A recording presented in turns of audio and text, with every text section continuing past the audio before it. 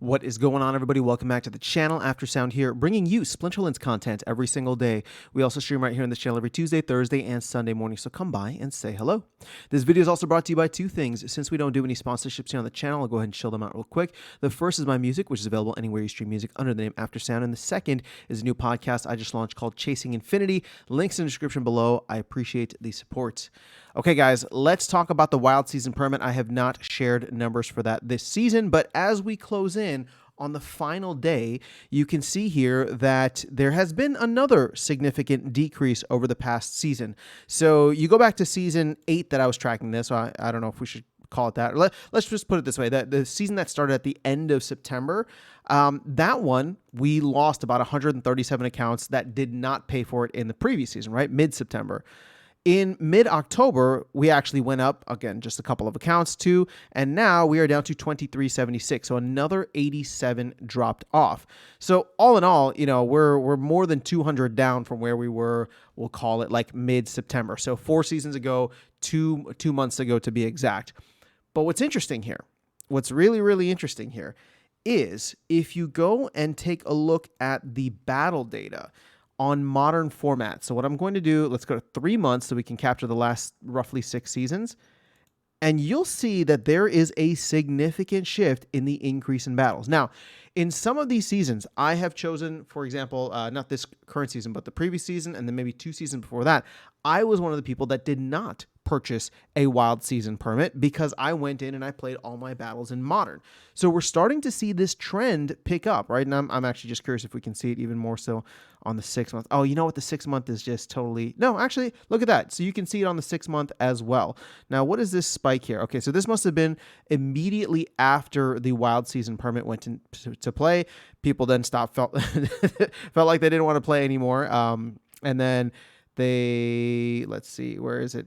I'm guessing around September. Yeah, so around September is when you could no longer pay with vouchers, and we've seen that trend start to tick up. Now, what'll be interesting to track over this is as we go along, we are seeing obviously SPS rise now. SPS has hit a penny, and we'll see if it's able to stay there or not.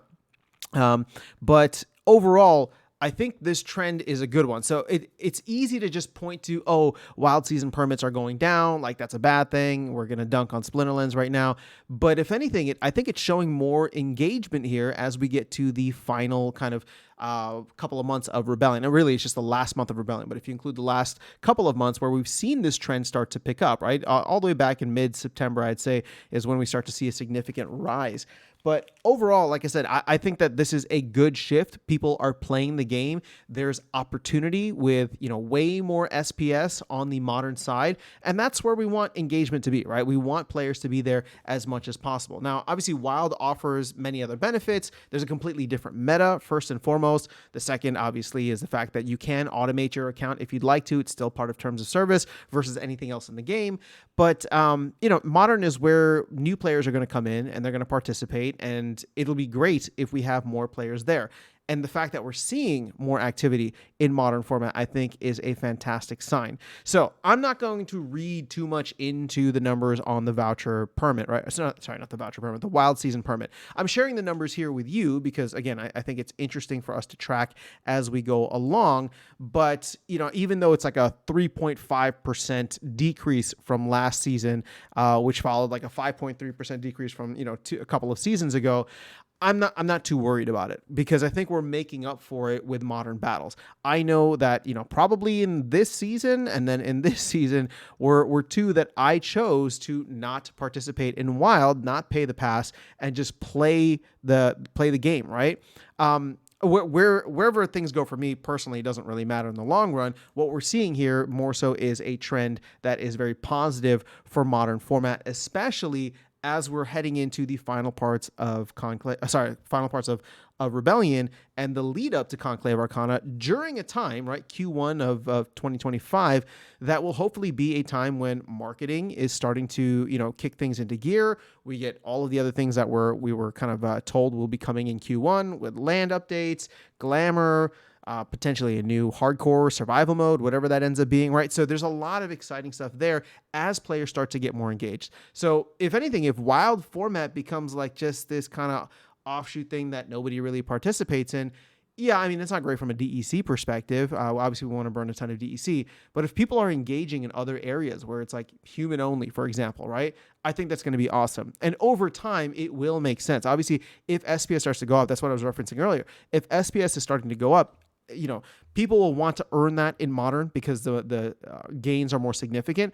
But the gains in Wild will be significant as well, right? Especially if we continue to see a little bit of a drop off here. The thing is, I'm able to make roughly half the SPS that I can in Wild than I do in Modern.